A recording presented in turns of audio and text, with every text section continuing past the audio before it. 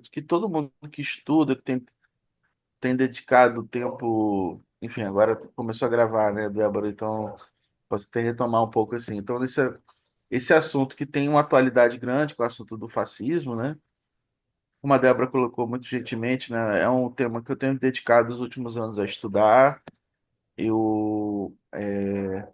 E é uma palavra que tem uma força na retórica política muito importante por causa da experiência traumática do século XX e que, ao mesmo tempo, é uma palavra cujo uso no vocabulário político nem sempre é preciso, né? Nem sempre se utiliza da forma correta e é muito comum que isso aconteça em temas que são estudados academicamente, só que tem temas que são politicamente muito importantes para que a gente não tenha precisão no momento de usá-lo, de usar essa categoria, né? Então, quer dizer, essa questão da precisão com que se fala de fascismo não é um debate meramente acadêmico, né? Então, é por isso que me parece importante estar sempre colaborando com essa discussão, né? Esse entendimento de que da natureza desse fenômeno político que existe principalmente entre os marxistas, não são todos os marxistas que concordam com essa ideia, mas boa parte dos marxistas concorda com a ideia de que é um fenômeno que tem atualidade, no sentido de que ele está vinculado ao capitalismo e, na medida em que o capitalismo não foi superado, então o fascismo ele se apresenta no horizonte de possibilidades, principalmente em situações de crise, né? Ou seja, em que ele possa prosperar, né? E é um fenômeno que ele tem algumas dimensões, e é isso que a gente vai conversar agora no primeiro momento, né? À luz, né, da experiência histórica do período entre guerras, onde se constitui aquilo que a gente pode chamar de fascismo histórico, né? E a gente está pensando principalmente nos casos onde o fascismo triunfou. Eu já vou me deter um pouco a esse ponto do triunfo, ou seja, principalmente na Itália e na Alemanha, onde o fascismo chegou no poder, implantou regimes políticos, implantou ditaduras, com todas as suas especificidades que a gente vai tratar, mas que também não se resume, esse fenômeno não se resume aos casos onde o fascismo chegou ao poder, né? A gente vive num país, o Brasil, por exemplo, que teve o maior movimento fascista fora da Europa naquele período entre guerras, que foi o integralismo. E o integralismo não foi outro movimento, não. Lá no período entre guerras mesmo, foi bastante transnacional, bastante global, principalmente nos anos 30, né? Nos anos 20, ele vai se generalizando e vai crescendo, principalmente no contexto europeu, mas principalmente nos anos 30 a ocorrência de movimentos fascistas vai generalizar em vários países do globo. Entretanto, só na Europa, né, que movimentos fascistas conseguiram chegar no poder e implantar ditaduras. Então, essa é uma observação metodológica importante, imediata. Estou aqui fazendo uma, um certo enquadramento, né? Uma delimitação do assunto que vai ser discutido hoje, né? Então, eu estou falando do contexto histórico e vou valorizar mais esses casos onde o fascismo chegou ao poder e conseguiu implantar regimes políticos, mas eu também estou lembrando que em vários países é, onde o movimento fascista não triunfou, ou seja, não chegou ao poder, não conseguiu implantar regimes ditatoriais, existiram movimentos fascistas. Por exemplo, na Inglaterra, existiu um movimento fascista super importante chamado União Britânica dos Fascistas. Foi um movimento importante. Nunca chegou no poder, né? Ou seja, para dar um outro exemplo, no próprio continente europeu. Pois bem, em que consiste o fascismo, né? E a palavra fascismo, ela nos remete à ditadura, à repressão, à censura, à violência política, né? A desaparecimento político, a ditadura. E todas essas categorias que eu acabei de me referir, nenhuma delas particulariza o fascismo, né? Elas estão presentes em qualquer situação e em regimes de exceção. né, onde o Estado capitalista, a situação se apresenta situações de ditadura, né? Então é importante situar isso. Só que é uma palavra que tem tanta força que não é por acaso que as experiências históricas onde se viveu sob regimes ditatoriais fosse bastante comum que as oposições a esses regimes usassem a palavra fascismo para se referir a eles, né? Vamos pensar a própria resistências, até pode colocar no plural, né, à ditadura militar brasileira. Ou seja, muitos grupos políticos, o próprio Partido Comunista Brasileiro, movimentos que aderiram à luta armada, movimentos que não aderiram à luta armada, vários deles caracterizavam a ditadura militar como fascista, e isso não era correto, né? Depois a gente pode até discutir isso. E por que que não era correto? Porque tem algumas coisas que particularizam o fascismo que não estavam presentes nesse regime. Quando é que o fascismo surgiu? O fascismo tem um significado histórico de ter sido o principal movimento de contra-revolução emergido na Europa, no sentido de responder, uma resposta contra-revolucionária, ao impacto mundial da Revolução de Outubro, da Revolução Bolchevique, né? Daí a característica anticomunista ser um elemento muito importante do fascismo. Entretanto, percebam, não é qualquer anticomunismo, porque o anticomunismo a gente vai encontrá-lo como um elemento da ideologia das direitas de forma geral, né? Toda direita é anticomunista, né? Então, mas se o anticomunismo é um elemento super importante para o entendimento do fascismo, ele por si só não explica o fascismo. Mas ele é uma resposta muito importante ao fenômeno do fascismo, e ele vai exercer um poder de atração nas direitas naquele contexto histórico, principalmente dos anos 20 e anos 30, né? Por exemplo, a gente vai ter elementos da política conservadora, por exemplo, Churchill, por exemplo, Winston Churchill, que na Segunda Guerra Mundial, por exemplo, vai estar à frente, né, como primeiro-ministro, um gabinete de coalizão da Inglaterra, em aliança com os Estados Unidos e a União Soviética, contra o chamado eixo, né, que era justamente a aliança das potências fascistas, a Inglaterra, a Alemanha, o Terceiro Reich, a Itália fascista e o próprio Japão imperialista, né? Não obstante, nos anos 20, o Churchill vai tecer diversos elogios ao fascismo italiano, né? Vai dizer claramente, né, depois de uma visita à Itália em 1927, vai dar uma famosa entrevista onde ele vai dizer textualmente que os italianos conseguiram, encontraram o antídoto contra o bolchevismo, né? Ou seja, o Churchill vai ser explícito.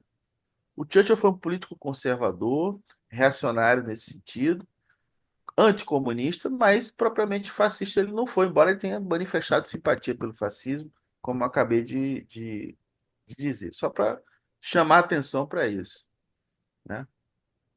Mas o fascismo, como diria o Antônio Gramsci, ele exerceu, ele foi um movimento que acabou se tornando o grande representante ideológico da contra-revolução europeia, de diversos movimentos contra-revolucionários que ou vão se constituir como propriamente movimentos fascistas, ou que vão inspirar e, digamos assim, incorporar elementos que estão presentes no movimento fascista. Então, esse é uma outra coisa. A outra coisa, o outro elemento importante também do fascismo, é que o fascismo se opõe a valores que estão presentes na tradição da chamada Revolução Democrática Burguesa, da própria democracia liberal, né? A ideia, por exemplo, que presente na democracia liberal, que, digamos assim, é importante lembrar, nos anos 20, 30, o período entre guerras, era um tipo de solução política, de regime político, de forma do Estado capitalista em crise, né? Ou seja, a crise da democracia, que é um assunto de hoje também, era um assunto lá dos anos 20 e 30 também, né? E o fascismo, como um movimento que objetiva a implantação de ditaduras, se opunha a, digamos assim, os aspectos políticos do liberalismo, como, por exemplo, liberdades individuais, liberdade de expressão, divisão dos poderes, constitucionalismo, ordem constitucional, se opunha a tudo isso, né?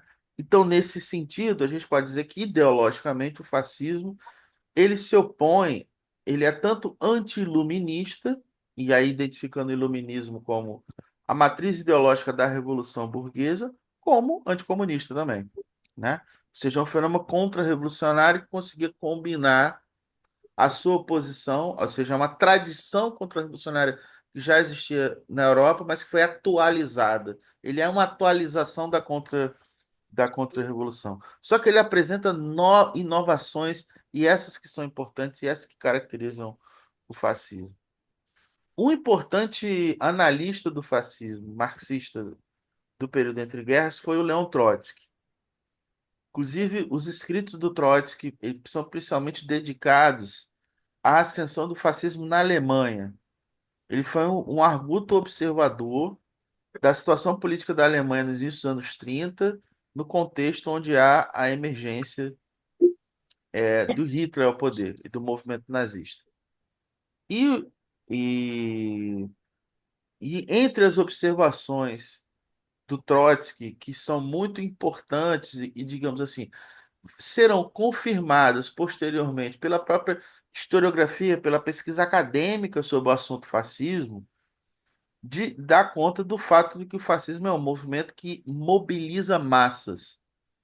Ele é uma contra-revolução que tem essa particularidade.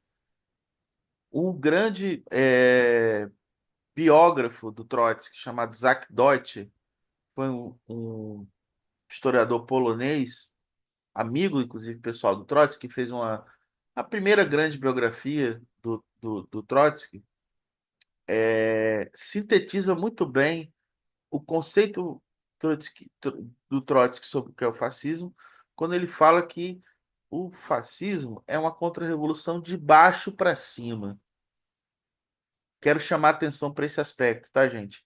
O de baixo para cima. O de baixo, ele está falando não que ele seja um fenômeno proletário, de jeito nenhum, certo? O movimento operário, inclusive nesse período, é um movimento operário, principalmente quando a gente está falando do movimento operário europeu, é um movimento operário que tem uma hegemonia ideológica do marxismo. Aliás, isso é uma coisa muito interessante que está no livro do David Renton, né? Quando ele lembra que não só os partidos comunistas, né, notadamente que são partidos marxistas, mas a própria, desculpa, a própria social-democracia, por exemplo, a social-democracia alemã, se reivindicava marxista. Então, o marxismo exercia uma hegemonia ideológica naquele movimento. O fascismo é antimarxista, certo?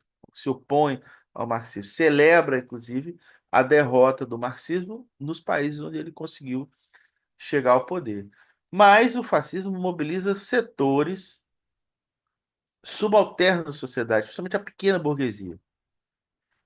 O fascínio e a capacidade do fascismo de mobilizar as camadas médias urbanas, as camadas médias rurais também, os pequenos proprietários, por exemplo, é uma característica que também foi observada por diversos marxistas, o Antônio Gramsci, a Clara Zetkin, por exemplo, outra grande analista do fenômeno do fascismo, e pelo Trotsky, e que depois vão ser confirmados na historiografia, na pesquisa acadêmica que vai surgir principalmente a partir dos anos 60 do século XX. Por isso a gente fala não só quando está discutindo a atualidade do fenômeno do fascismo, a gente também reivindica a atualidade do marxismo como teoria capaz de entendimento desse fenômeno. Pois bem, esse aspecto, digamos assim, de mobilização de massas do fascismo é um dos elementos que o particularizam em relação, por exemplo, quando a gente coloca o fascismo em perspectiva com outras direitas, inclusive com outras direitas contra-revolucionárias. A contra-revolução tradicional, e aí a gente pode trazer aqui os exemplos dos movimentos contra-revolucionários, desde a reação à própria Revolução Francesa, por exemplo, ou de movimentos contra-revolucionários que emergiram, por exemplo, em reação à própria Revolução Russa, se caracterizam por ser movimentos de contra-revolução de cima para baixo. O que quer dizer de cima para baixo? Que se organizam a partir de elementos que pertencem ao próprio aparelho de Estado, notadamente as Forças Armadas. Ou seja, a contra-revolução de natureza militar é a forma mais tradicional da contra-revolução.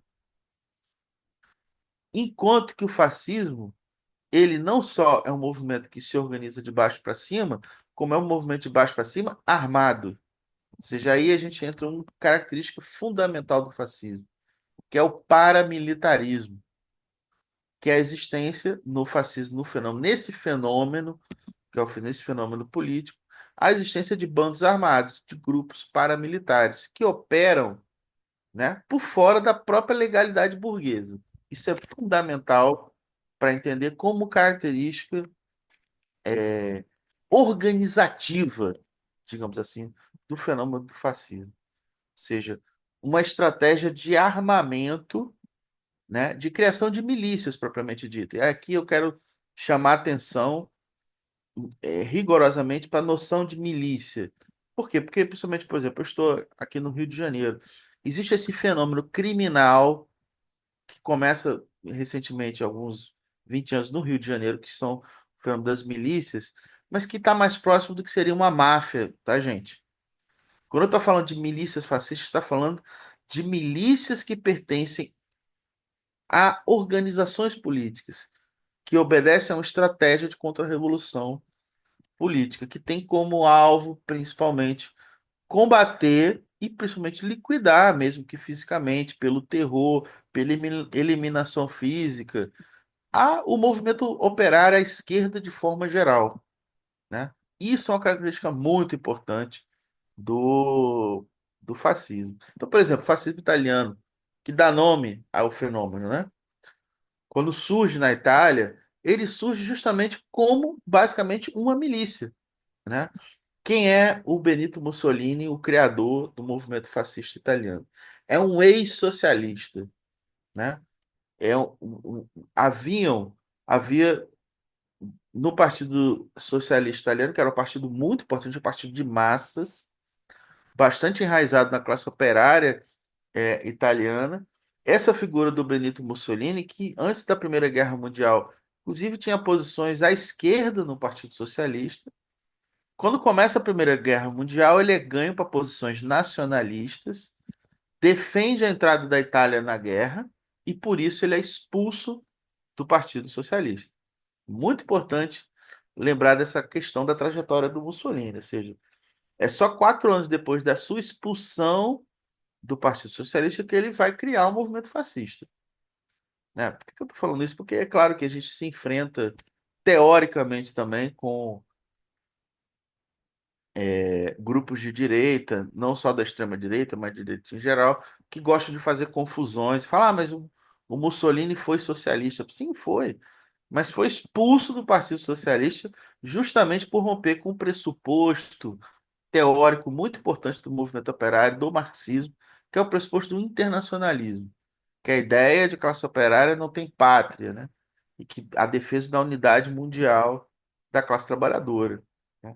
E ao defender a entrada da Itália na guerra, ele estava justamente defendendo uma posição chauvinista, uma posição de que a classe trabalhadora de um país deve combater a classe trabalhadora do outro, afinal de contas, quem é que vai para a guerra é a classe trabalhadora, né?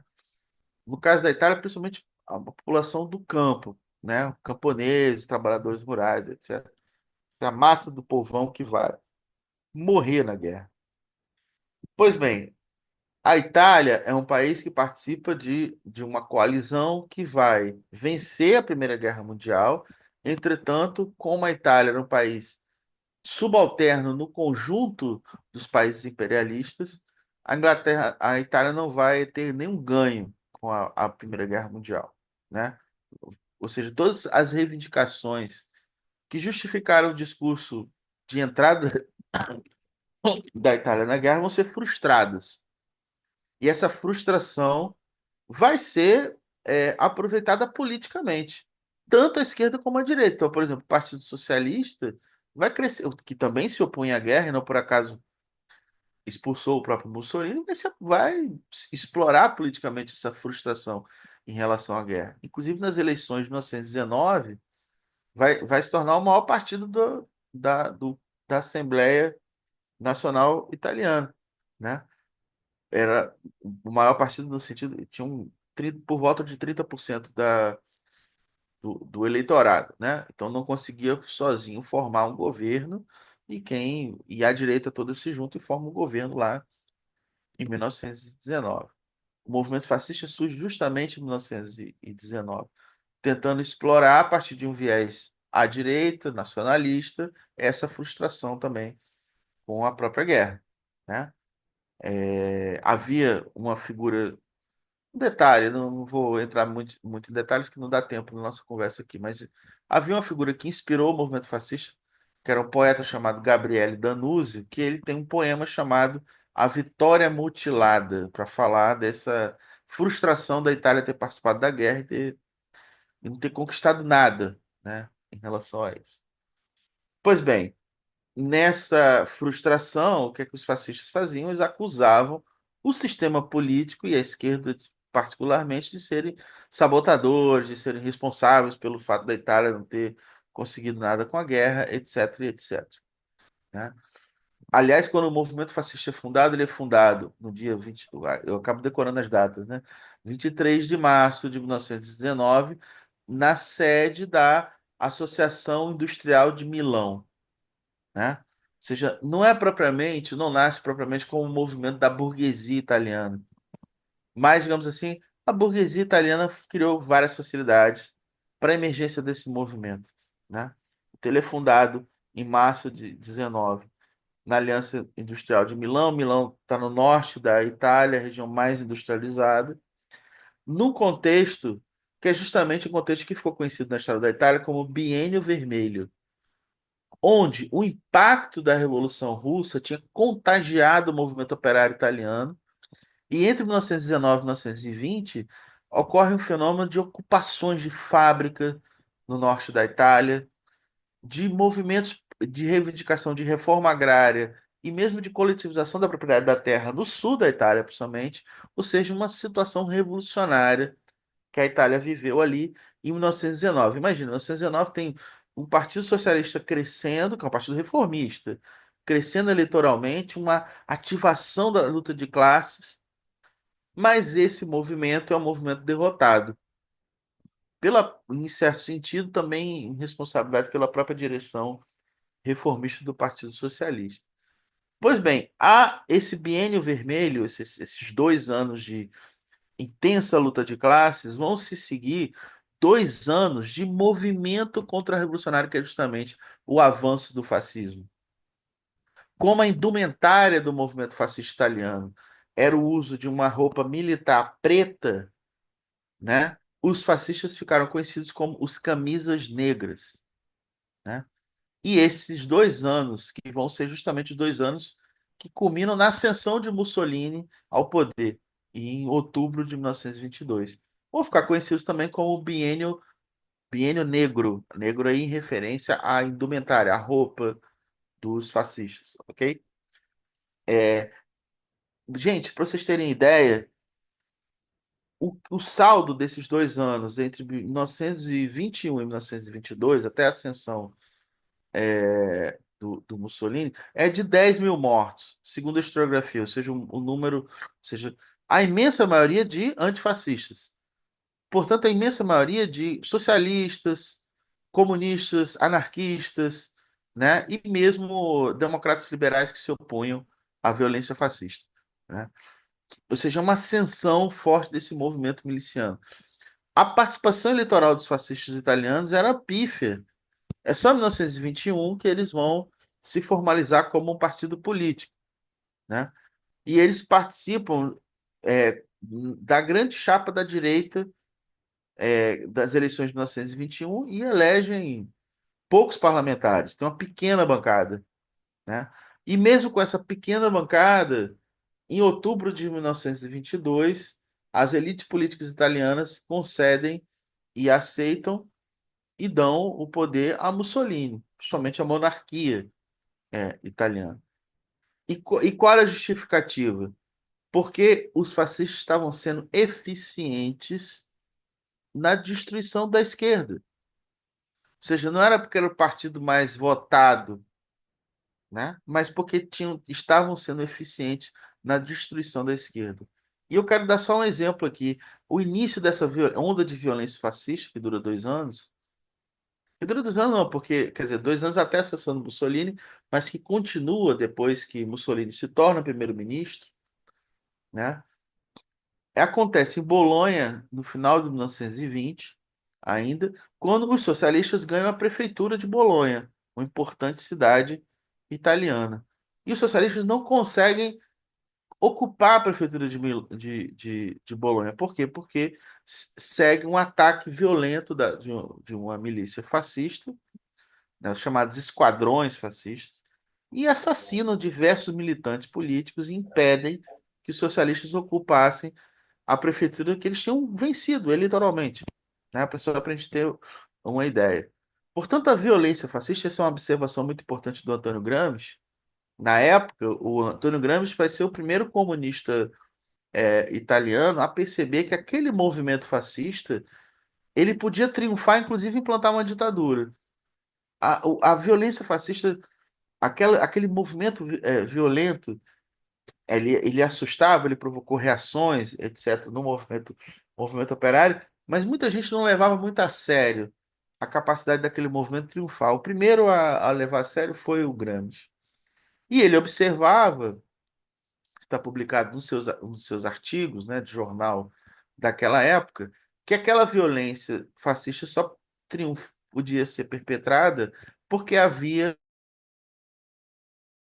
a colaboração, ou a vista grossa, melhor dizendo, do Estado liberal, ou seja, dos aparelhos do Estado responsáveis por manter a ordem, ok? A magistratura, a polícia, as próprias Forças Armadas, ou seja, aquilo que faz parte, em termos marxistas, do aparelho de repressão do Estado, que tem como objetivo último a manutenção da ordem pública, ok?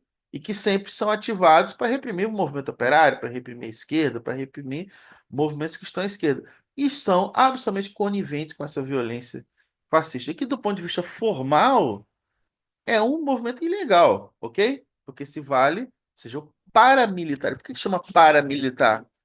Porque está além da.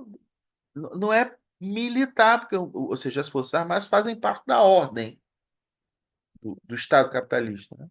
São grupos armados que agem por fora, né? Por isso a ideia de milícia, né? Por isso é uma característica muito fundamental desse movimento. E ao chegar ao poder, ou seja, quando Mussolini chegou ao poder, em 30 de outubro, ele faz um grande teatro dessa chegada ao poder, que é a chamada Marcha sobre Roma. Por que eu estou falando que é um teatro?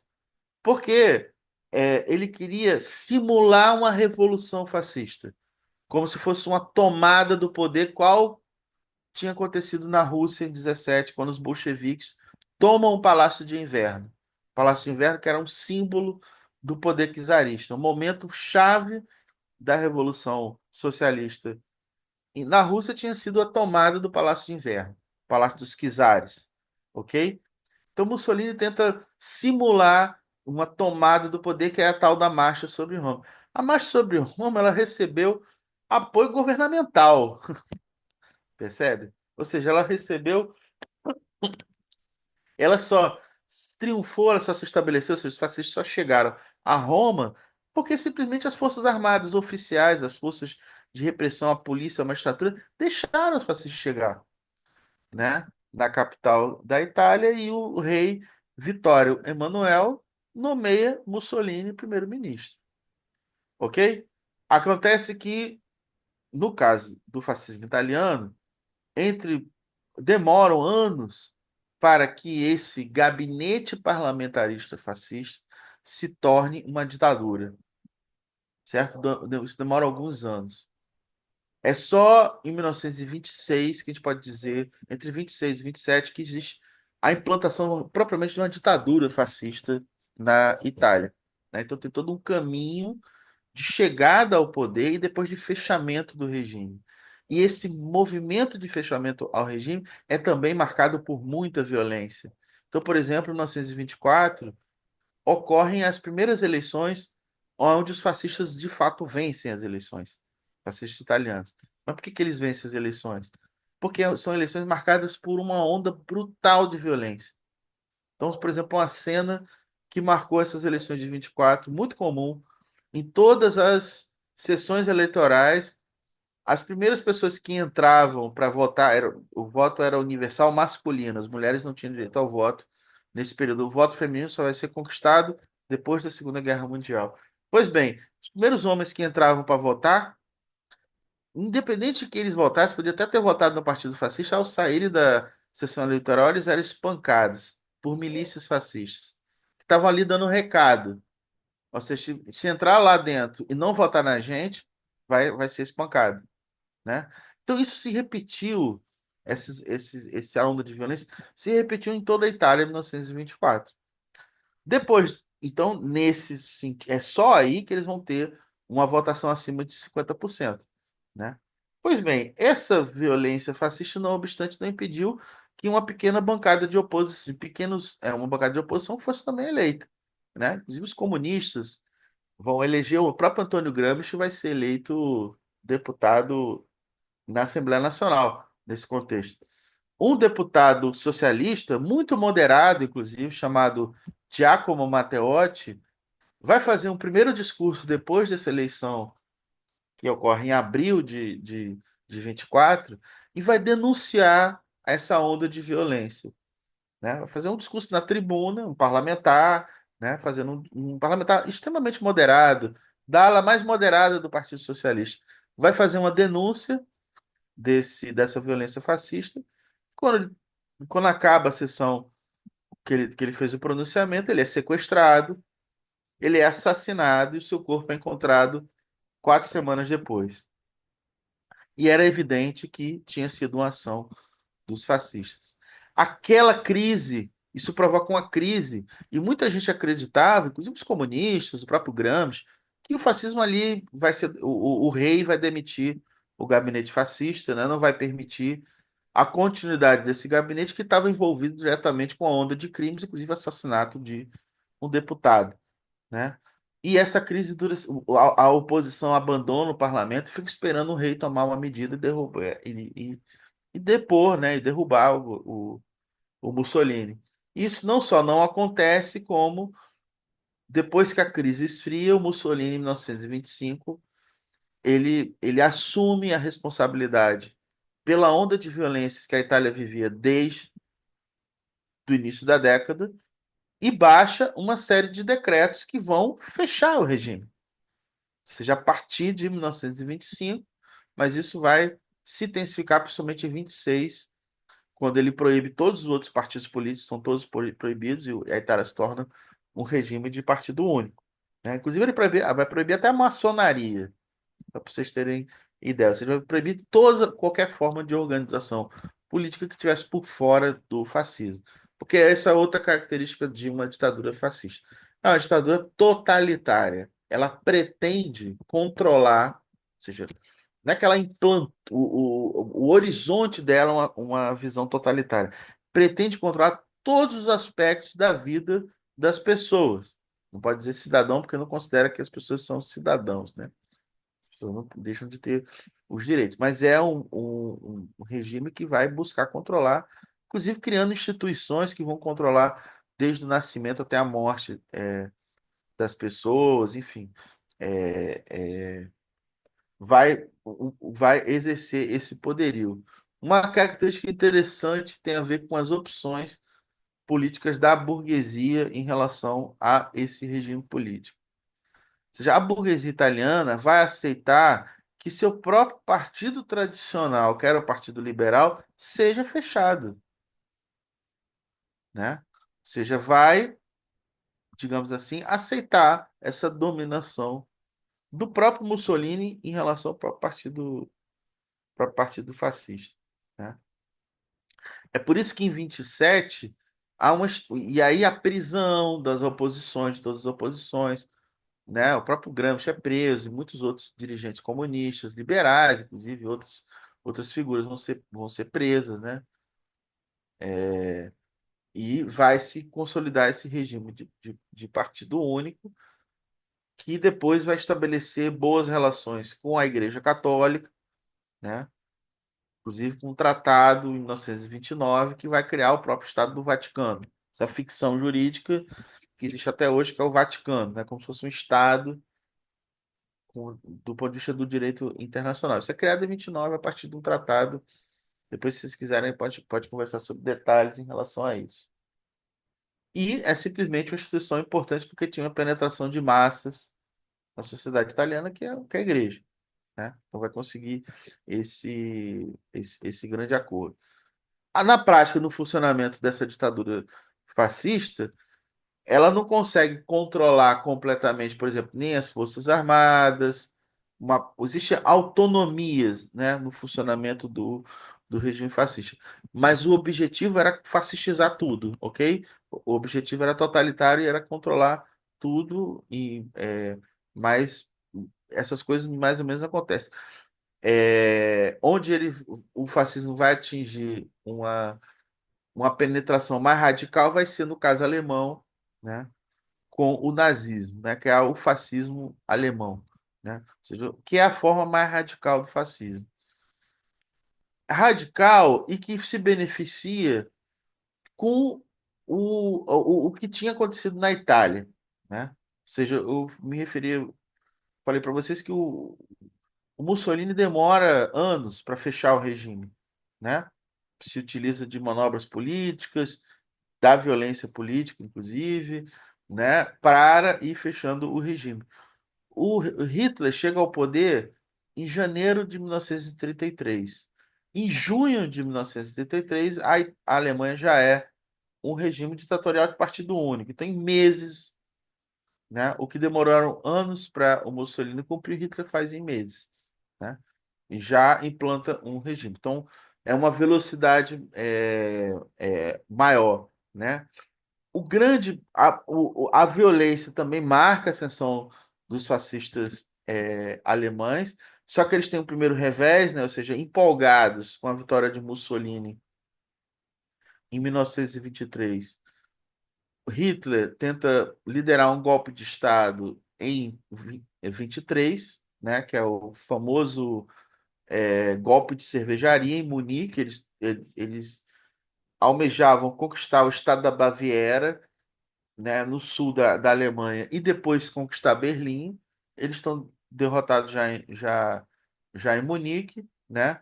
O partido nazista é proscrito, o próprio Hitler é preso, só que pouco tempo depois ele já está solto, né? E, e podendo voltar a fazer política alguns anos depois. Só que ainda numa condição de muita marginalidade.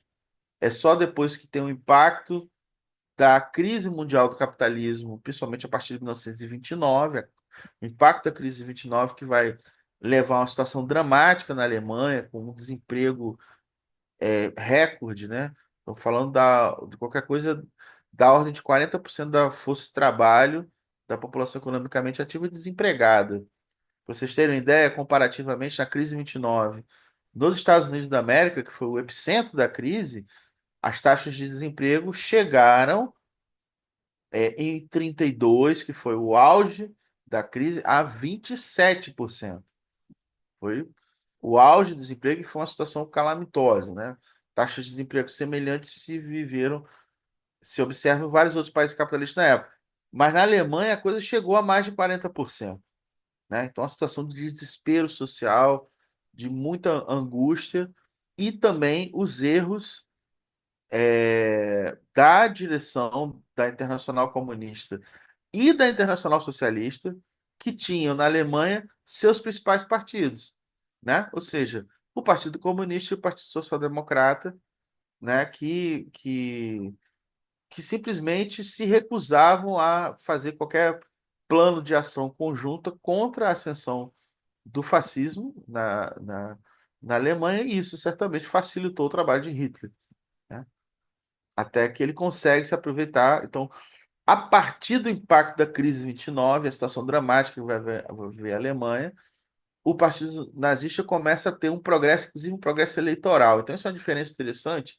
No caso alemão, o partido nazista ele se torna um partido de massa antes da partido eleitoralmente de massa, com votações expressivas antes da chegada de Hitler ao poder. Embora, importante lembrar isso, gente, o Hitler não chegou ao poder porque ele venceu a eleição, tá? Ou seja, isso também é um outro erro histórico. Mas, de fato, o Partido Nazista era um partido de massa. Se torna, em 1932, o maior partido do parlamento alemão, chamado Reichstag, né? Conquista uma bancada enorme. Supera aquele que tinha sido a votação daquele que foi o maior partido daquele regime político, chamado República de Weimar. O regime político que tinha sido instituído na Alemanha após a derrota da Alemanha na Primeira Guerra Mundial.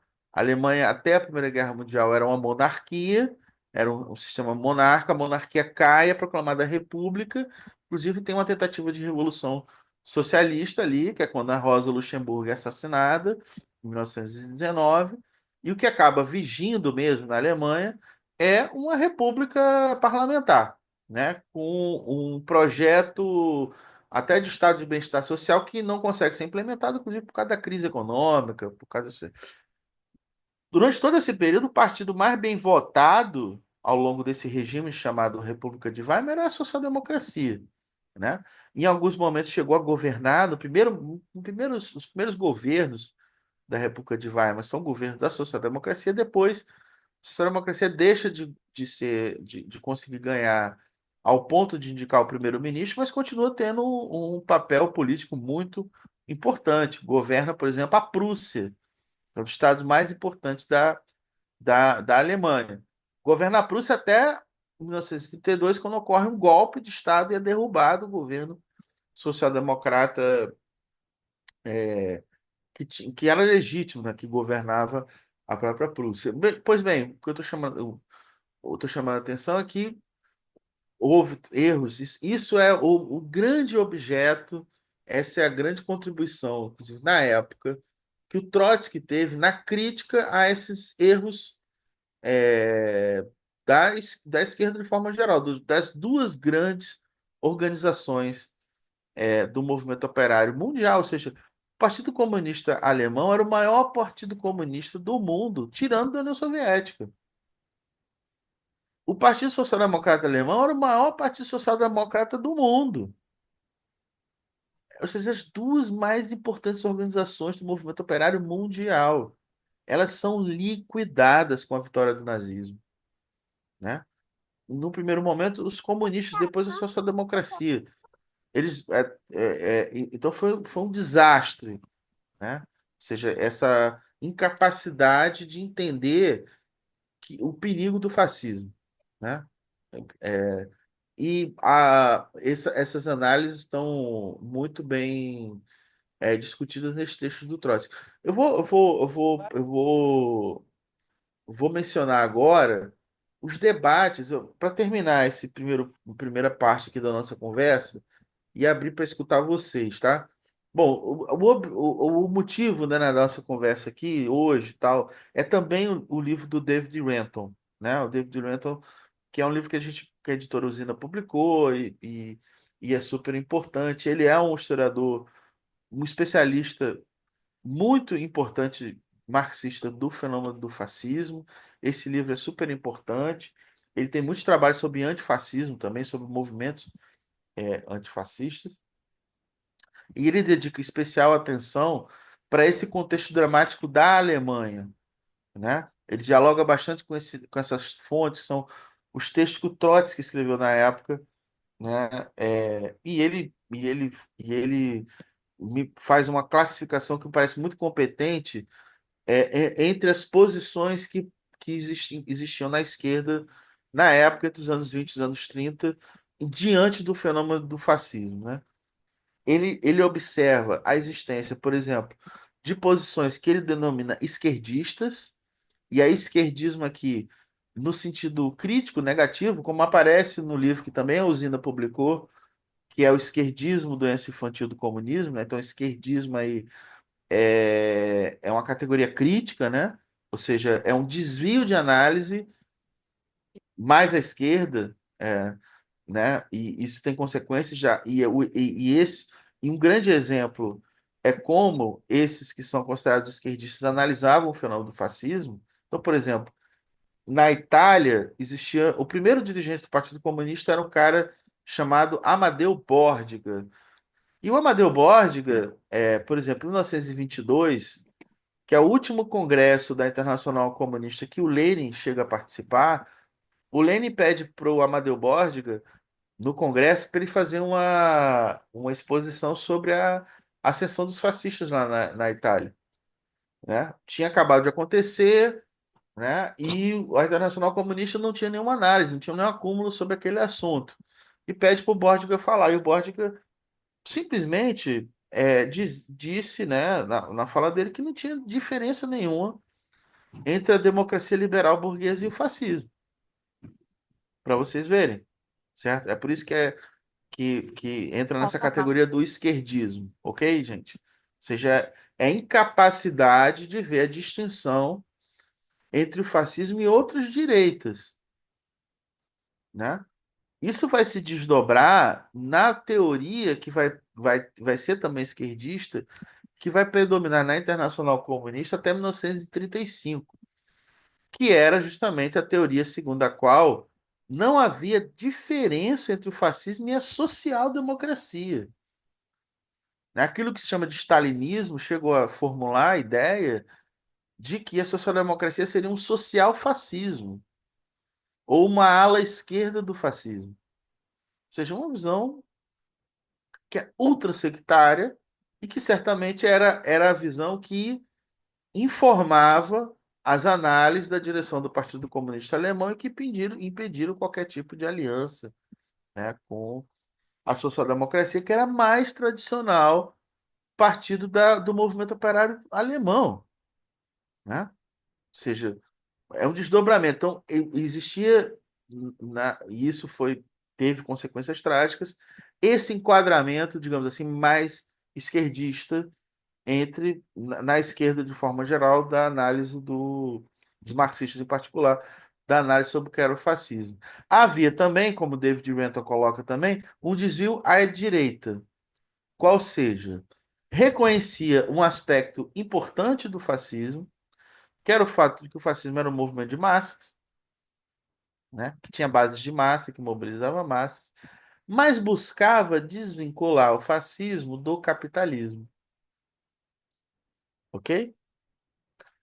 Então, ou seja, errava pelo outro lado.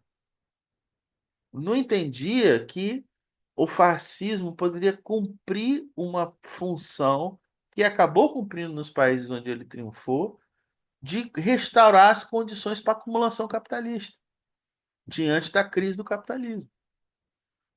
Por exemplo, na Itália, que era um país atrasado da Europa, certo?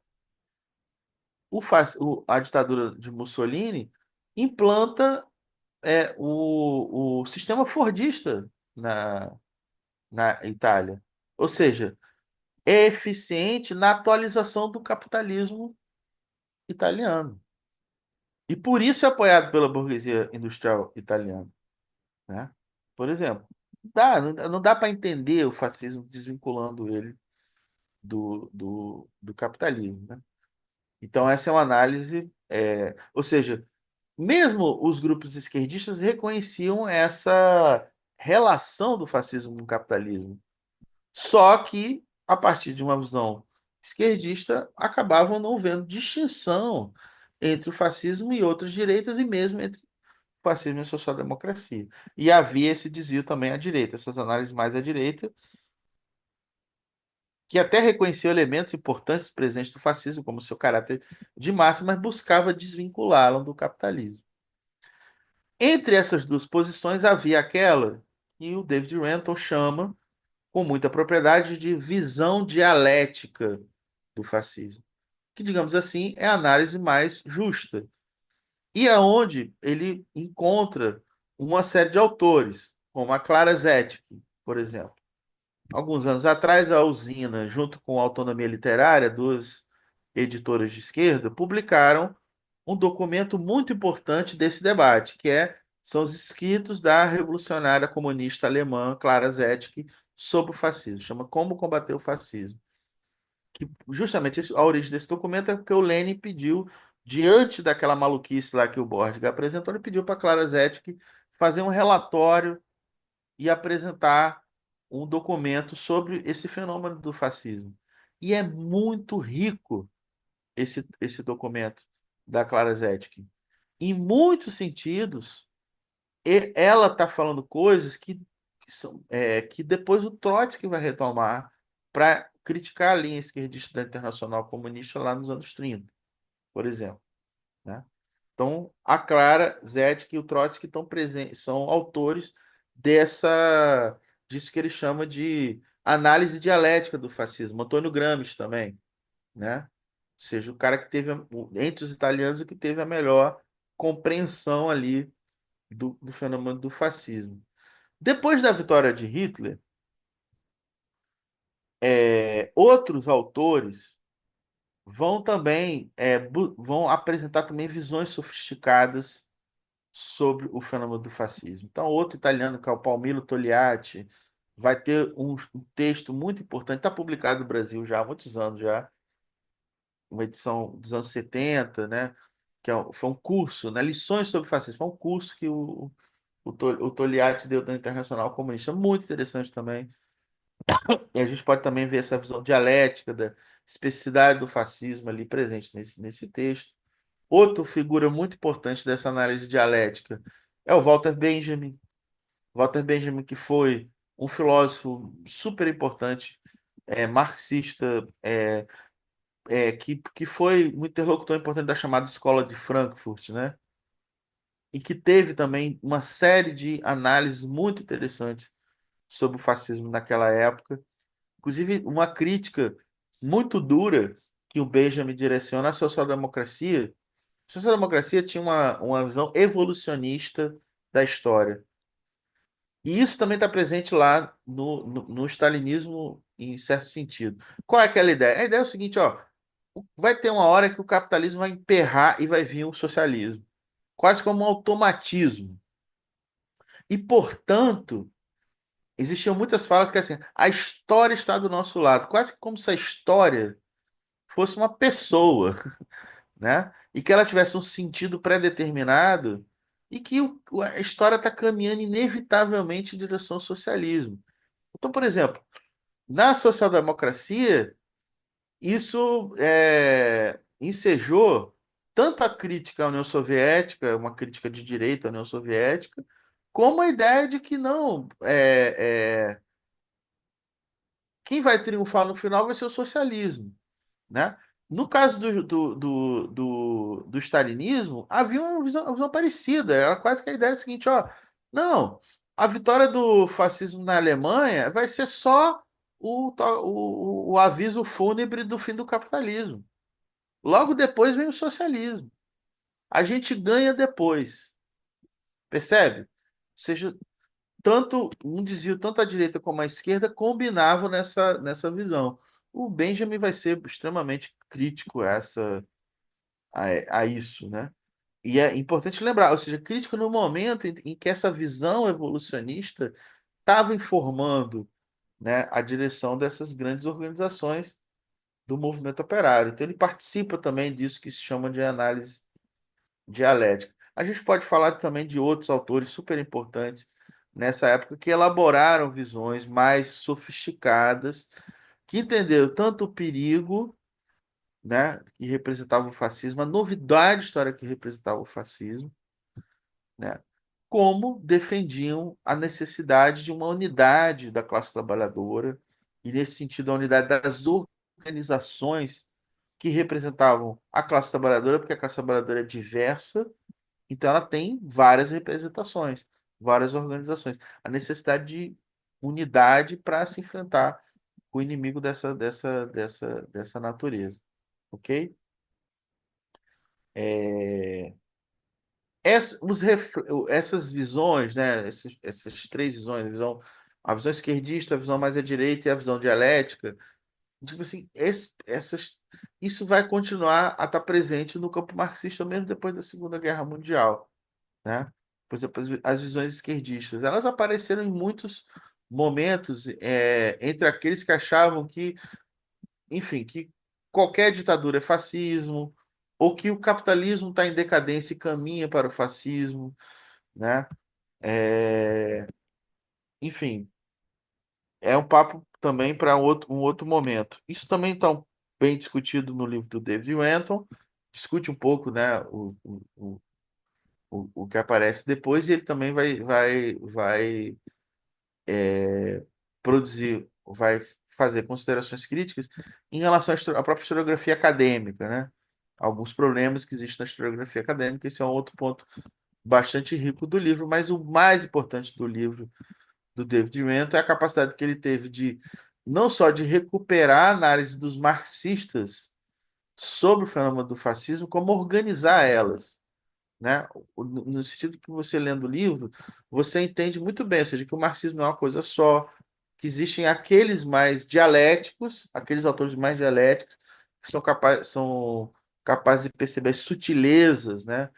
E as particularidades desse fenômeno do fascismo e não confundi-lo com outras formas de contra-revolução, e aqueles que confundiam tudo e que, ao errar na análise, erraram na orientação política. E acho que esse que é o ponto que eu queria terminar essa primeira fala, porque isso conecta com o ponto que eu comecei, ou seja, o assunto não é um assunto meramente acadêmico. E na medida em que ele é um perigo político, ele é um fenômeno que ele representa um retrocesso, uma contra-revolução, um perigo político, o erro na análise sobre ele enseja políticas erradas para combatê-lo, né? E, portanto, facilita o, o trabalho deles, né? Que são inimigos mortais. Então, a especificidade dessa forma de contra-revolução do fascismo, a gente pode dizer que é o cerne disso que o David Renton chama de teoria dialética do fascismo, ou seja, do entendimento profundo das suas contradições e da necessidade de combatê-lo por ser um inimigo mortal da classe trabalhadora. E aí segue-se toda uma reflexão sobre a atualidade desse fenômeno, né? Então, ou seja, a necessidade de voltar à análise desses clássicos, né, desses autores que estudaram o fenômeno no momento em que ele está presente, em que em que ele triunfa, né? Principalmente importante, importante legado, né? Teórico para poder entender em que medida alguns fenômenos hoje podem ser tratados como tais, né? Em que medida eles são atualizações desse fenômeno. E se são atualizações, é óbvio que vão existir características que não vão ser exatamente do mesmo jeito que eram naquela época, ok? Então vão existir atualizações. Então esse que é o assunto que a gente vai discutir mais a fundo na nossa conversa que vem. Então hoje é mais dedicado a esse contexto histórico originário aí do fenômeno. É isso, gente. Obrigada, Acho que Demiana. eu fiz. Maravilha. Já Rodrigo, se tem você umas puder questões aqui voltar também. a tela aqui para a galeria, para todo mundo se ver. Então, a ideia é a gente abrir agora para questões, dúvidas, contribuições. É, já estou vendo aqui que tem por escrito, né? Mas a primeira aqui do José Luiz. Demian está fora do escopo, mas poderia falar um pouco do integralismo. E o Alex Rosa escreveu: Qual livro no nosso idioma que você indica para a historiografia do fascismo italiano e um outro da biografia de Mussolini? É, continua aí aberto um pouco para intervenções. Quem quiser falar pode levantar a mãozinha ou colocar aqui no chat. Bom, então acho que eu posso ir falando, né? É isso? Pegando essas questões, eu acho que foi uma sobre integralismo e outras são dicas de bibliografia, não é isso, Débora? Ou você acha que é melhor esperar fazer um bloco? Eu acho melhor esperar um pouquinho. Tá É, bom, vou anotando aqui então. Tá bom.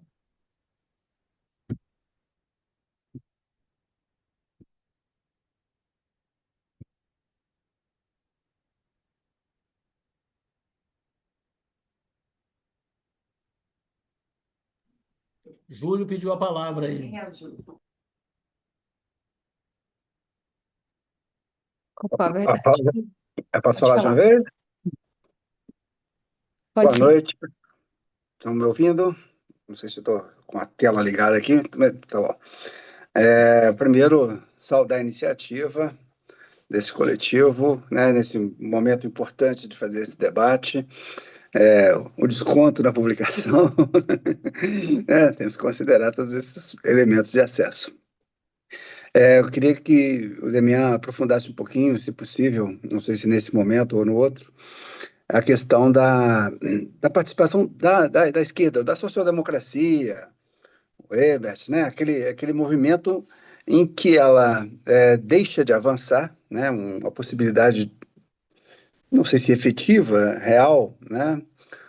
De algum avanço em direção à esquerda e que, consequentemente, é um dos, podemos considerar como um dos elementos também que contribui para a ascensão do nazismo, no caso da Alemanha. Então, essa vacilação né, de uma esquerda moderada, e nessa mesma toada, o que isso poderia significar enquanto uma reflexão para os tempos presentes. Né? Mais uma vez, reforço meu agradecimento, saúde a iniciativa, e vamos estar junto na reflexão teórica e na luta. Obrigado, gente. Obrigada, Júlio. Seguem abertas aí Eu- as te- eu- inscrições. Tá bom. Quem foi que perguntou de bibliografia? Que eu esqueci de anotar o nome. Foi o Alex Rosa Campani. A Valéria Tá. pediu a palavra. Pode falar, Valéria. Não, vou ser rápida. Tudo bem, Demian? É um prazer ver você Tudo aqui, bom, querido? né? Muito legal. Então, eu acho que a gente tem acompanhado de uma forma bastante intensa a discussão que se coloca no campo do racismo hoje, né?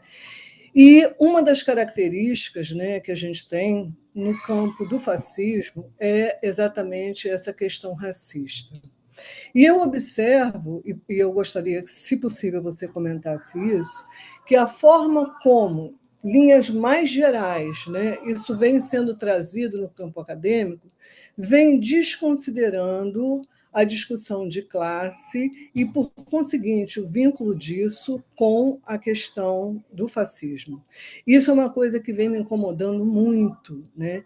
E eu gostaria, se fosse possível, se você realmente pudesse comentar, se você compartilha dessa ideia, em que medida você está vendo que essa posição que eu chamo do identitarismo, né, está obscurecendo aspectos fundamentais no que se refere a essa discussão do racismo, e isso de uma forma muito ampliada, né? Eu vejo isso no campo acadêmico mesmo, né? Então é isso. Agradeço aqui. Não sei se fui clara naquilo que procurei colocar, né? E, se possível, eu queria muito te ouvir. E desde já eu te parabenizo. Foi muito legal ouvir você, viu? Foi bom demais. Adorei ter feito essa inscrição aqui no curso, tá? Obrigada, Demian. Obrigada, Valéria. Imagina.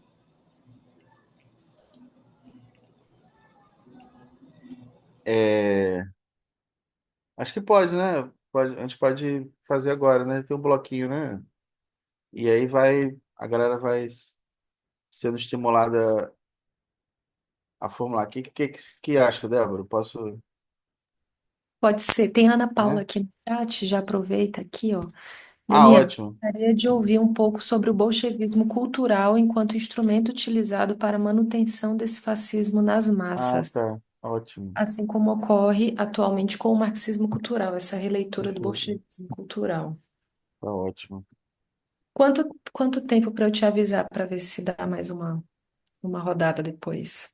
Vamos fazer um bloco de 10 agora.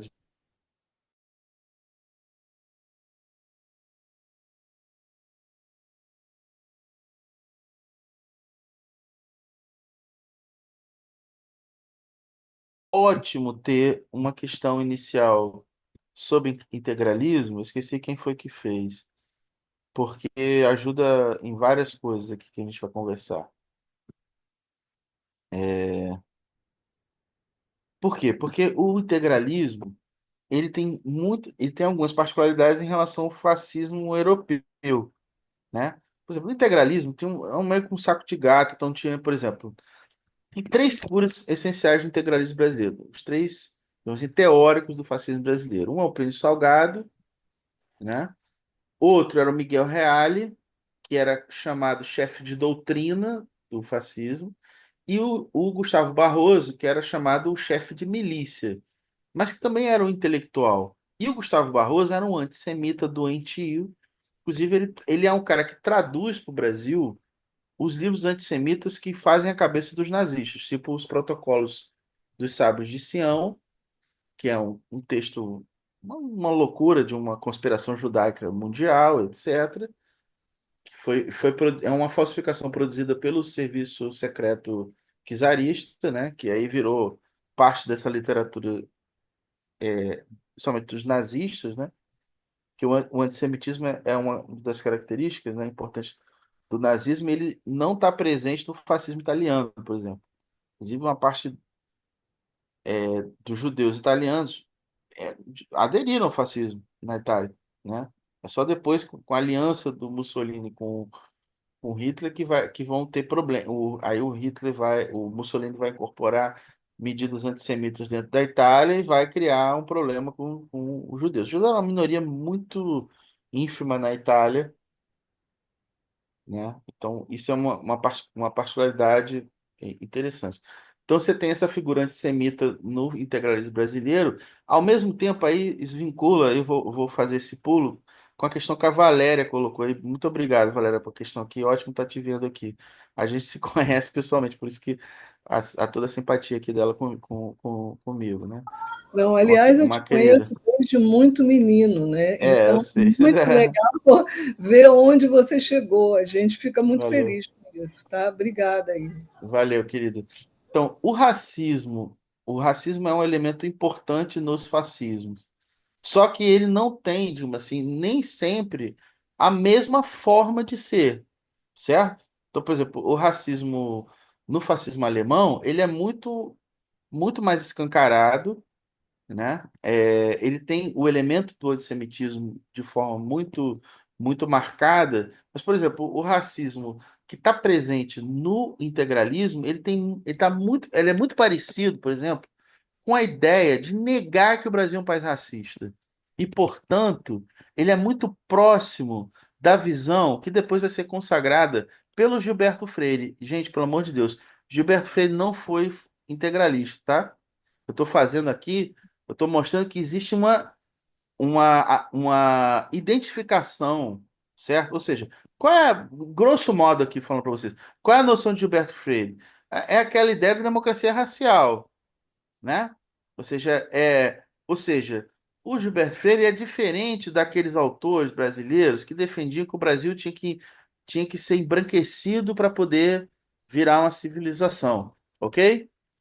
Ele valoriza a mestiçagem. Entretanto, ele valoriza isso e nega que tem racismo no Brasil, ok? Ou seja, a herança do Gilberto Freire é a negação de que tem uma democracia racial. Por isso que a visão de Gilberto Freire ela vai ser incorporada como ideologia oficial do Estado brasileiro, principalmente nas ditaduras.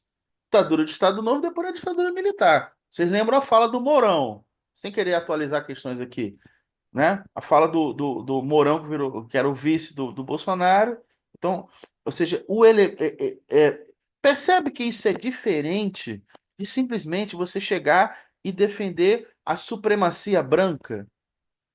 Ok? Por quê? Porque esse é o fascismo adaptado às condições brasileiras. Ok? E havia diferente, certo? Digamos assim, isso é uma distinção que eu apresento. Ou seja, eu não estou negando que tem racismo, ok? De jeito nenhum. O racismo está presente ali. Mas ele assume, né? Ele assume formas que são diferentes. E a gente precisa entender isso. Por exemplo, deixa eu dar um exemplo, outro exemplo fora do Brasil. A Índia tem um movimento fascista histórico. Inclusive está na raiz do BJP, que é o partido do Narendra Modi, que é o atual primeiro-ministro. Ou seja, ele descende do movimento fascista hindu. É evidente que eles têm o nacionalismo religioso e, evidentemente, que eles não são supremacistas brancos, ok? Mas eles defendem uma visão racista da supremacia dos hindus. Então, por exemplo, o principal alvo da violência do fascismo hindu são os muçulmanos, ok? Tá claro isso, gente? Ou seja, o racismo ele está presente no fascismo, mas ele vai se apresentar de forma diferente em cada contexto, tá bom? Então, só esse é um aspecto importante, por isso que eu quis trazer essas questões para a gente entender. O integralismo brasileiro ele vai continuar a existir mesmo depois que o Vargas coloca na ilegalidade. O próprio Plínio Salgado, só para fechar um pouco esse aspecto do integralismo. O próprio Plínio Salgado, que vai para o exílio em Portugal, vai ficar lá com Salazar, e vai ser homem vinculado à Gestapo, ao serviço de inteligência alemão, durante a Segunda Guerra Mundial. Depois ele volta para o Brasil e volta a participar do jogo político. Ele funda um partido, que é o Partido da Representação Popular. Quem estudou isso foi meu querido amigo e camarada nosso, que é o Gilberto Calil, que é historiador lá da Universidade do Oeste do Paraná. Ele é o principal estudioso brasileiro desse período do integralismo brasileiro, que é justamente depois da Segunda Guerra Mundial, quando o Plínio Salgado volta para o Brasil, e forma um partido e atua naquele período daquela democracia entre 45 e 64, participa de eleições. Inclusive, na eleição que elege o Juscelino Kubitschek, o Plínio Salgado foi candidato a presidente e teve 10% dos votos, ok? Só para lembrar isso. E depois ele vai ser um deputado da Arena e vai ser um apoiador da ditadura militar até morrer, até 1975. Ideias do integralismo vão influenciar a própria ditadura militar. Por exemplo, educação moral e cívica. Educação moral e cívica é uma proposta integralista. Ou seja, as mudanças nos currículos escolares, muitas mudanças nos currículos escolares ocorridas da educação de forma geral, ocorrido durante a ditadura militar, tinha uma influência integralista. Isso quer dizer que a ditadura militar foi integralista ou fascista? De jeito nenhum, não foi, tá, gente? Mas tem essa influência, só para a gente entender, assim, essa sobrevivência. Porque os integralistas estão até hoje aí, tá? É bom lembrar disso. A gente fala disso na conversa que vem. Mas estão até hoje. Aliás, é bom lembrar o padre Kelmon. Eu fiquei um pouco irritado há 2 anos atrás, que a esquerda ficou o tempo inteiro querendo falar, mas ele não é padre. E se fosse? O cara é integralista, cacete. Ele é da Frente Integralista Brasileira. Eu acho que é um pouco mais importante do que se ele é padre ou não, né? Sei lá, deixa pra lá, depois a gente conversa sobre isso. Mas só para mostrar que os caras estão aí até hoje, pô. Tem um que foi eleito prefeito no interior de São Paulo, esqueci o nome do lugar, mas a conversa que vem eu trago. Integralista, foi eleito agora. E outro que foi assessor da Damares, foi eleito deputado lá no Distrito Federal, Paulo Fernando. Foi assessor direto da Damares, teve influência no Ministério da Damares. Integralista. Integralista da Folha de São Paulo perguntar, ele falou: não, sim, sou integralista. Ok? Só pra gente. Ou seja, integralismo. Mas é o quê? É uma corrente minoritária, é marginal, sim. É um grupelho, virou um grupelho. Era um movimento de massas nos anos 30 e agora é um grupelho, mas está aí, cara, certo? Então, só para chamar a atenção, né, de alguns aspectos importantes. Gente, historiografia do fascismo, Alex que perguntou sobre historiografia do fascismo e própria biografia do Mussolini. Assim, tem pouca coisa em português, tem alguns artigos, por exemplo, historiografia, eu acho que você perguntou, historiografia italiana do fascismo. Tem alguns artigos aí que estão traduzidos no Brasil, que são interessantes, depois você me manda um e-mail que eu posso te enviar, que você vai conseguir achar algumas coisas. A maior parte está em inglês mesmo ou italiano, tá? Biografia do Mussolini tem algumas coisas interessantes já publicadas no Brasil. Tem uma biografia do Pierre Milza, que, que é um historiador francês, especialista no fascismo, está publicada aí, acho que está até para baixar, eu acho que eu tenho até o PDF dessa biografia. É uma biografia confiável, um historiador profissional, uma boa biografia. Tem mais coisa aí, tem, às vezes, mais assim, que eu posso recomendar assim, de cabeça de um historiador propriamente disso, dito, eu citaria essa do Pierre Mills, que é bem legal. O Júlio trouxe um tema muito importante que tem a ver com os erros da esquerda moderada em relação ao fascismo. Cadê o Júlio? Tá ali, né? Ou seja, é um conjunto de erros, cara. Então, por exemplo, na Itália, teve um certo momento, ou seja, o momento da ascensão da violência fascista, cujo principal alvo, é bom lembrar, eram os socialistas, que eram o maior partido operário italiano, não eram os comunistas, eram os socialistas. Aí lembrando que os socialistas são os mais moderados. Eles eram o principal alvo porque era o maior partido de massas, ok? Os caras, a direção do Partido Socialista tenta deter essa violência fazendo um acordo com os fascistas, tipo um acordo de não agressão, percebe? Tipo assim, olhando de hoje é uma ingenuidade completa, né? Você fazer um acordo de não agressão com fascista. Evidentemente, erro, é um erro crasso, ok? Só para dar um exemplo, por exemplo, na Alemanha, ou seja, existiam erros simétricos. Os comunistas, né, sob a orientação de Stalin, acusavam a social-democracia de ser a ala esquerda do fascismo, né? Ou seja, de não ter muita diferença entre social-democracia e fascismo. Isso tem a ver com o quê?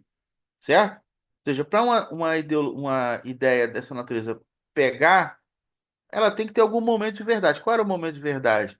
A social-democracia era um partido da ordem, meio que sustentava o regime político, a República de Weimar. A partir do impacto da Grande Depressão na Alemanha, o que é que o governo, que não era social-democrata, mas o que é que o governo vai fazer? Plano de austeridade, vai retirar direitos, vai cortar seguro, etc, etc. E muitas vezes com o apoio da social-democracia, percebe? Porque pela condição de estar meio que administrando a crise, ok? Então isso acabava dando realismo a essa tese que vinha do stalinismo. Do outro lado, do lado deles, o que é que eles diziam? Eles foram os primeiros que começaram a dizer que social-democracia, quer dizer, que comunismo e nazismo era quase a mesma coisa. Ok? Também havia o erro do outro lado, ok?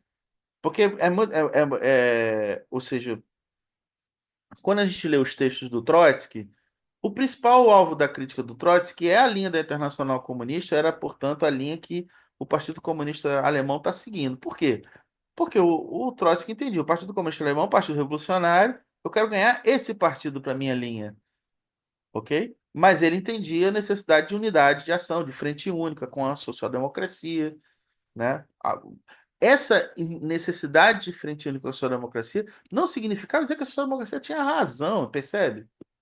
Mas era basicamente reconhecer que a social-democracia era a maior organização do movimento operário alemão, que não tinha como defender a classe trabalhadora alemã sem fazer um plano de lutas, sem fazer lutas em comum, fazer frente única, né? E isso, na época, não necessariamente poderia implicar uma unidade eleitoral, até poderia implicar a unidade eleitoral, mas não necessariamente. A questão era entender que tinha um inimigo maior para ser combatido, que era o fascismo. Então, de parte a parte, né, tanto digamos assim, o esquerdismo quanto uma visão mais à direita dentro da esquerda, ok?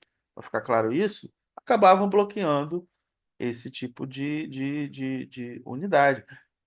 E esse erro vai ser o erro mais fácil de ser admitido logo depois da derrota. O Leon Blum, que era um socialista moderado e francês, vai falar a mesma coisa do Trotsky, vai falar, cara, era para ter tido unidade dos comunistas da social-democracia contra o nazismo. Ele vai falar, ou seja, ele mesmo depois.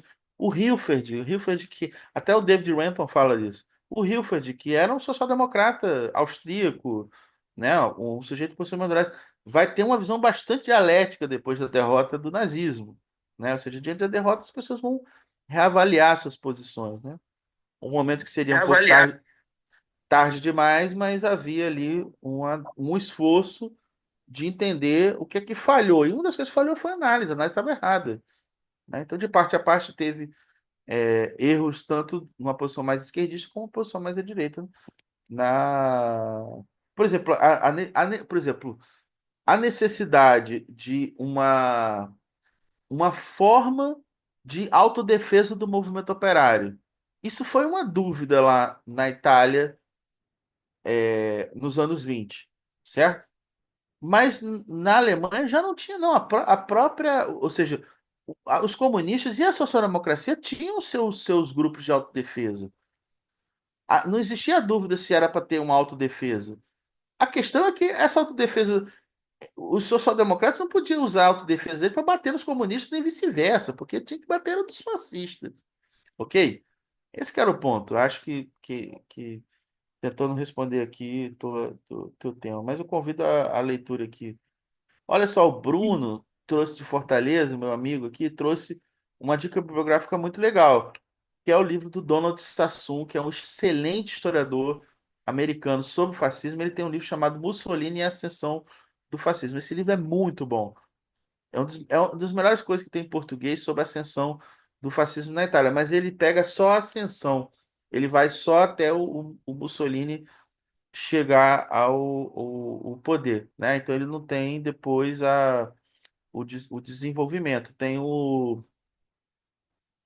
outro autor que é o. Cara, como é que eu posso esquecer o nome dele? Enfim, tem um outro autor que pega mais nesse tipo de livro, que é um livro pequeno, que pega mais Mussolini e o fascismo italiano e pega mais todo o regime. É, Que é o Kevin Passmore.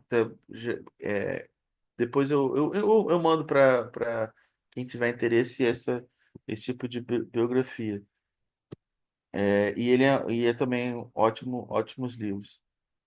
É, o João Ricardo Machado ele trouxe um complemento para a questão. O racismo é uma ideologia do fascismo? Não.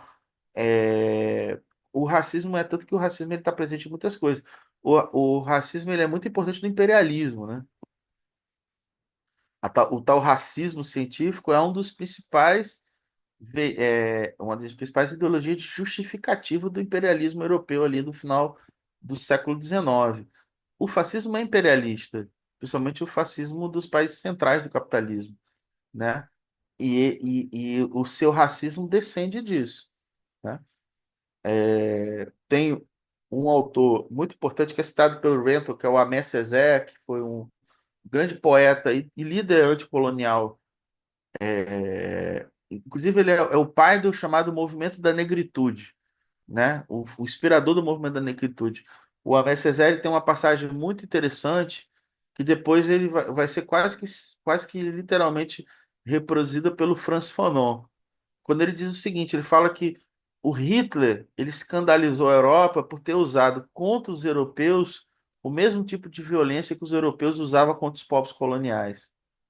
E essa é uma chave muito importante de entendimento do fascismo.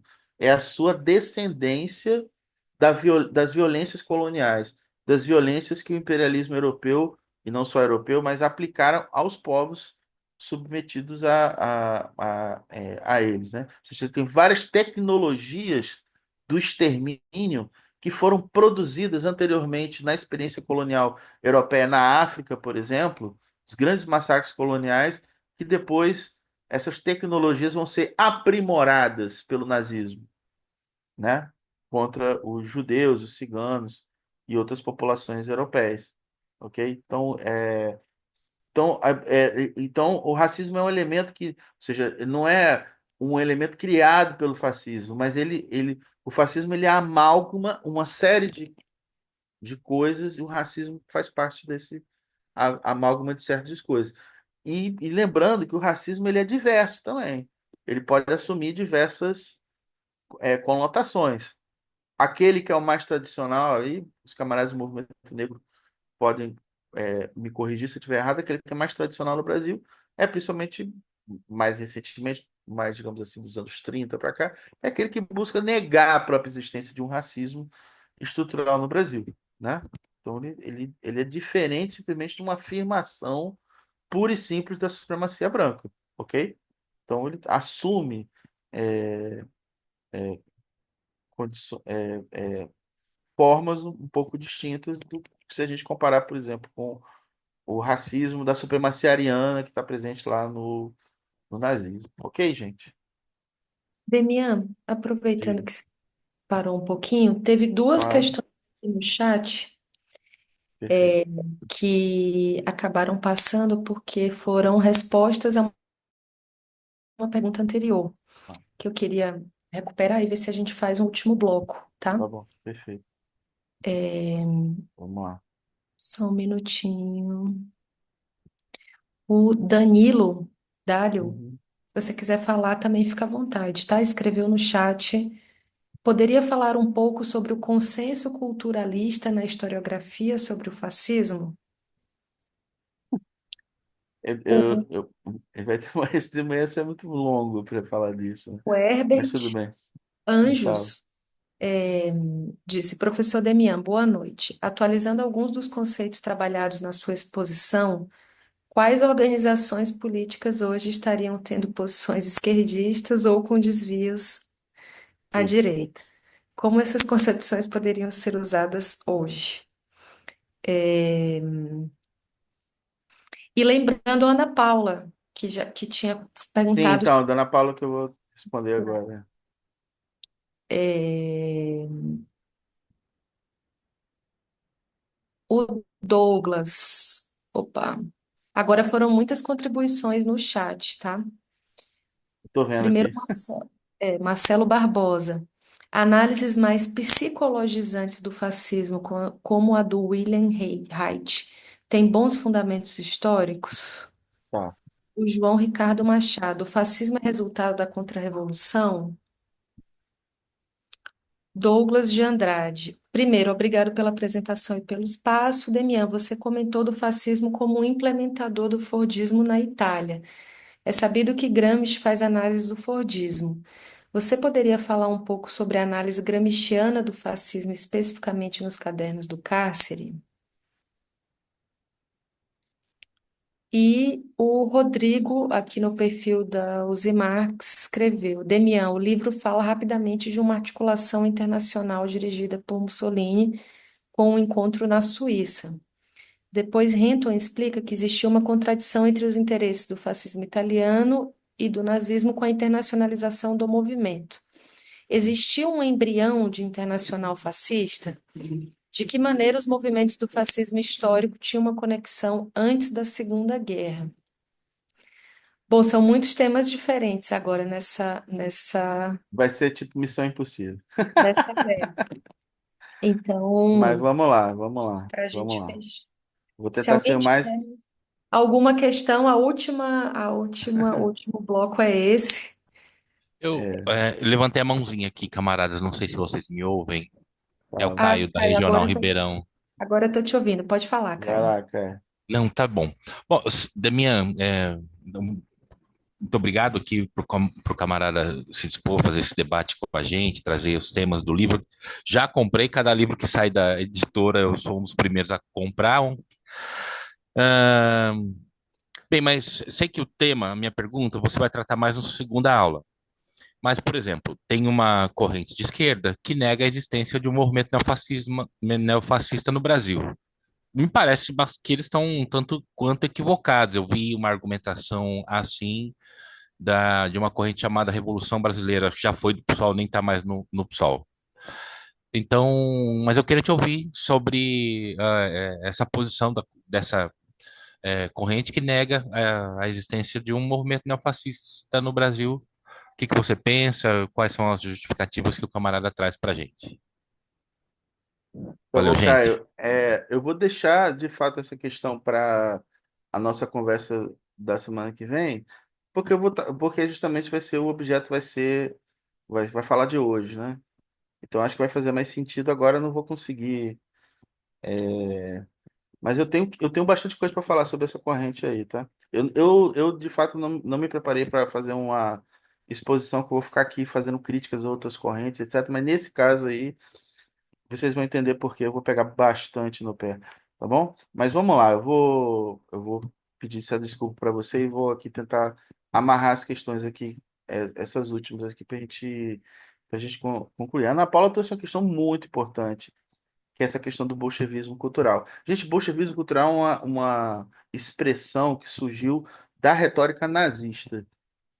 E ela foi, e é de fato, muitos autores partem disso, eu também, né? A Maria Elisa Sevasco, que é uma grande é, crítica da cultura marxista, que é professora da USP, ela faz essa consideração, o meu ponto de partida é um livro dela, ou seja, que essa coisa de marxismo cultural é uma atualização da antiga teoria do bolchevismo cultural, que é a teoria segundo a qual tudo é uma leitura, ou seja, o que que era isso no nazismo?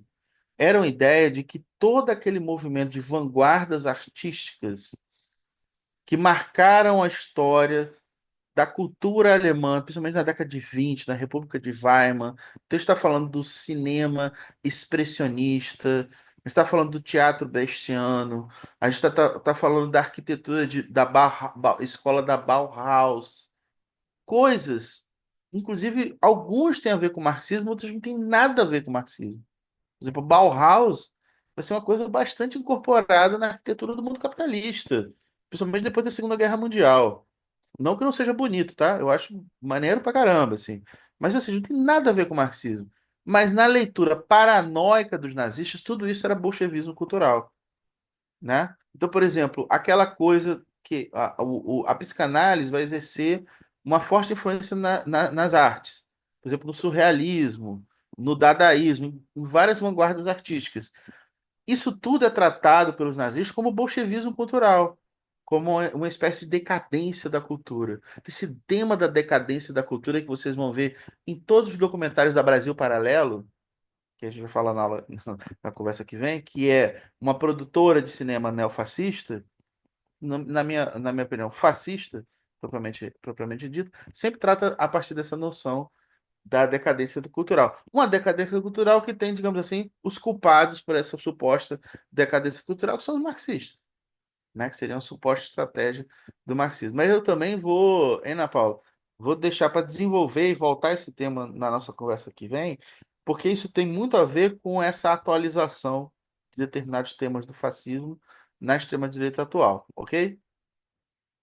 É, Mas só chamando outra atenção para você ver como o fenômeno é complexo, né? E isso tem a ver com outra questão que foi feita sobre o porquê que fracassou na época a tal da Internacional Fascista, porque os caras também não tinham unidade em relação a esse assunto.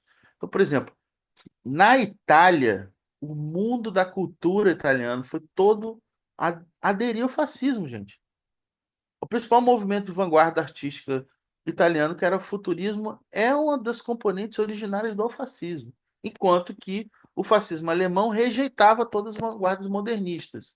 Percebe a coisa, né? Então, o fascismo alemão está muito mais vinculado a um culto da romanidade, né? Daquela visão realista da arte, por isso que eles rejeitam o surrealismo, etc., né? Não que o surrealismo vai ser uma corrente particularmente influenciada pela esquerda, pelos comunistas e trotskistas, então não vai ter, com exceção do Salvador Dalí, que vai ser apoiador da ditadura do Franco, por exemplo, né? Enfim, isso é um tema que daria muita conversa aqui. E aí a gente entra em questões aqui que foram perguntadas, por exemplo, a análise do William Helmut Reich. William Helmut Reich foi um grande psicólogo, psicanalista, né, que trabalhou com Freud. Depois ele é um marxista, né, vai ser expulso do Partido Comunista, etc. E ele vai ter um livro muito importante que ele vai publicar em 1920, em 33, logo depois da ascensão de Hitler, que vai ser A Psicologia de Massas do Fascismo. Esse livro é super importante, ele vai influenciar uma pesquisa super importante dos anos 50 do Theodor Adorno e do Horkheimer nos Estados Unidos sobre a possibilidade de um fascismo nos Estados Unidos nos anos dos anos 50, por exemplo, e mesmo dos anos 70 vai estar influenciando alguns filósofos franceses que estão discutindo fascismo. E aí, qual é o meu problema com esse livro? Porque esse livro é o seguinte: algumas das discussões que ele apresentam como próprias do fascismo não particularizam o fascismo. É chato falar isso, né? Que é um livro super interessante, eu gostei tanto de ler. Mas, por exemplo, é a ideia da busca por um pai autoritário, né? Que estaria na base do apoio de massa, dos setores de massa na Alemanha ao Hitler, né? Isso não é particularidade do fascismo. Então, o que é que termina acontecendo? Essas são obras que elas tiveram uma importância num certo momento histórico, como particularmente esse livro do Eli Reich, mas que depois foram feitas críticas nesse sentido que eu estou falando, ou seja, apresentaram aspectos que estão presentes ali quando você olha para o fascismo histórico, mas não o particularizaram como um fenômeno específico, né? Por quê? Porque você vai observar esse culto da masculinidade de um líder que seria um pai protetor, que está presente no nazismo, você vai observar até no culto a personalidades que são lideranças em países que vivem sob democracias liberais, percebe? E que, portanto, não são qualquer coisa que particularizam o fascismo. Então, esse tipo de observação não é que vai cair um pouco em desuso, vai ser um pouco. Porque, por exemplo, quando eu estou chamando atenção para tantas obras de autores marxistas do período do fascismo histórico que ganham atualidade, é porque depois a historiografia profissional, quando vai estudar o assunto, elas vão confirmar ou não, né? Observações que foram feitas pelos contemporâneos na época, né? Então, por isso que eu posso afirmar com bastante segurança a atualidade das observações do Trotsky, da Clara Zetkin, do Gramsci, mas não necessariamente eu posso falar isso sobre o Reich, né? E aí o Gramsci, cara, a gente podia fazer um papo só sobre Gramsci e fascismo. Por quê? Porque quem perguntou sobre esse tema, o grande assunto a obra mais importante do Gramsci são os cadernos que ele escreveu na prisão. A prisão estava preso pelo fascismo, inclusive. Todos os conceitos discutidos nos cadernos do Cárcere, eles são conceitos fundamentais para o entendimento do fascismo, revolução passiva, guerra de posição, a própria análise, foi lembrada aqui, a análise que o Gramsci faz do Fordismo, né? São observações, notas que ele está fazendo, discutindo a partir da experiência do Fordismo nos Estados Unidos. Mas por que ele está falando isso? Justamente porque o fascismo está introduzindo o Fordismo na Itália, né? Ilumina e serve para iluminar, né, a forma própria com que a Itália se tornou uma sociedade capitalista. É o tema da Revolução Passiva, né? Por exemplo, né? A crise que possibilitou a emergência e o triunfo do fascismo, a crise de hegemonia. Todas as categorias fundamentais do Gramsci discutidas no Caderno do Castro são pensadas. Por quê? Porque essa é a preocupação dele. A preocupação dele, ou seja, por que que a Revolução Socialista fracassou na Itália e em vez da Revolução Socialista, o que veio foi o fascismo. Então, a vida do sujeito, né? O martírio dele na prisão e tudo que ele vai, todo esforço intelectual vai ser para o entendimento das razões dessa derrota. Por isso que eu estou fazendo essa afirmação bastante taxativa, que não é minha, né? Quem teve esse primeiro insight foi um crítico cultural indiano, marxista, recentemente falecido, chamado Ajaz Ahmad, né? Ele lembra como é que existe um Gramsci que foi lido por uma vertente moderada da esquerda, né, chamado eurocomunismo, que tornou o Gramsci uma espécie de teórico da democracia. Quando o grande assunto dos cadernos do Castro e do Gramsci não é a democracia, é o fascismo. É porque o fascismo triunfou, né? Então, é, telegraficamente, isso que eu posso falar. E o Cláudio perguntou sobre por que esse projeto que o Renton menciona, o projeto da Internacional Fascista. O Mussolini tentou ensejou e tentou criar uma internacional fascista nos anos 30 e marca o encontro na Suíça em 1934 com as organizações fascistas da Europa toda.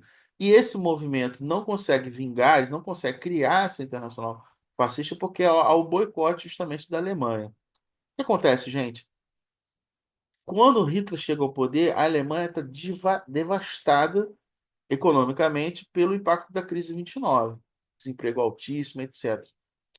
Por uma série de razões, inclusive políticas keynesianas na economia, inspiradas diretamente por aquilo que o Keynes recomendava, né? Estou dizendo que o Keynes apoiou o fascismo, tá?